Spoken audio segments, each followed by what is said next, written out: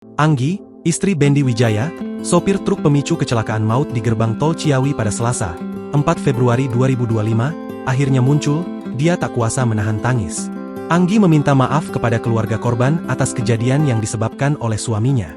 Diketahui sebelumnya, kecelakaan maut itu menewaskan 8 orang di gerbang tol Ciawi 2 Kota Bogor pada Selasa, 4 Februari 2025, pukul 23.30 waktu Indonesia Barat. Saat ini, Bendy Wijaya masih menjalani perawatan medis di Rumah Sakit Umum Daerah Ciawi Bogor. Saya mohon maaf sebesar-besarnya kepada keluarga korban atas kecelakaan ini, ucap Anggi dengan suara bergetar. Anggi tak menyangka bahwa kendaraan yang dikemudikan suaminya menyebabkan kecelakaan tragis tersebut.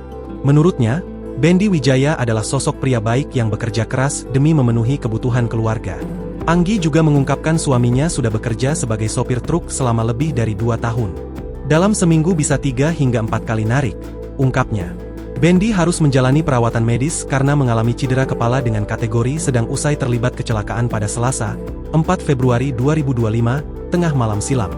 Padahal, Anggi baru saja melahirkan. Tapi sudah harus menghadapi kenyataan terkait kondisi dan kasus yang dialami sang suami.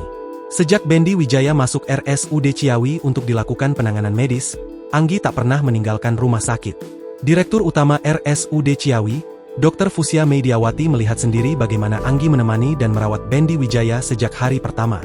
Bahkan Anggi sampai rela meninggalkan anaknya yang baru lahir untuk mendampingi sang suami. Ia mengaku prihatin dengan kondisi Anggi yang baru melahirkan. Namun sampai saat ini hanya Anggi yang mendampingi Bendy Wijaya di ruang perawatan. Sampai saat ini kepolisian masih terus menyelidiki penyebab pasti kecelakaan. Sementara kondisi Bendy Wijaya berangsur membaik. Namun, Bendy Wijaya belum mampu untuk berkomunikasi secara intens.